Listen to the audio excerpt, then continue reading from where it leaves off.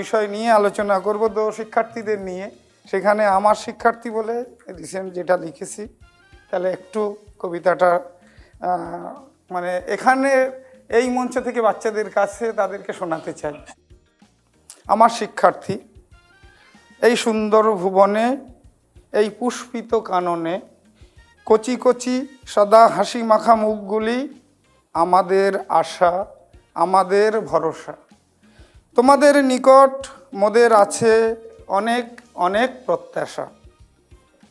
শিক্ষার্থী, তোমরা পারো অতল জলরাশি মাঝে গড়তে মোদের সলিল সমাধি। আবার তোমরাই পারো দিতে 7 সমুদ্র 13 নদী পারে সেই নীল আকাশ কিংবা তুষারাবৃত সবুজ পাহাড়ের সন্ধান দিতে।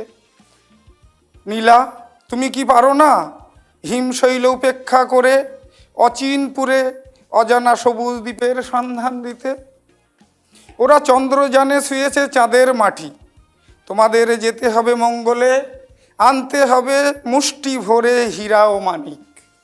শিক্ষার্থী, তোমরা কি পারো না নিভাতে বুভুক্ষ মানুষের ক্ষুধার জ্বালা?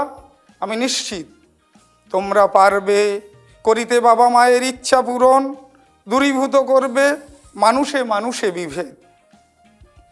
নিভাবে দেখিলেই দাবানল, রাহুলেরা এসে বলবে, স্যার কেমন আছেন? চিনতে পাচ্ছেন? আমি রাহুল।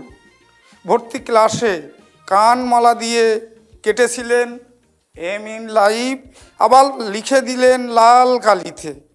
আমি হয়েছি অধ্যাপক, কিন্তু ভুলিনি সেদিনের তিরস্কার। স্যার, আমার পুরস্কার একটু দেবেন কি পদধূলি, করিব নমস্কার। ধন্যবাদ। খুব সুন্দর। স্টুডেন্টস, তোমাদের উদ্দেশ্যে স্যার কিন্তু অনেক ভালো ভালো বার্তা কবিতার মাধ্যমে পাঠিয়েছেন। তোমরা ভালো করে কবিতাটা আবারও শুনে নিও এবং স্যারকে অসংখ্য ধন্যবাদ।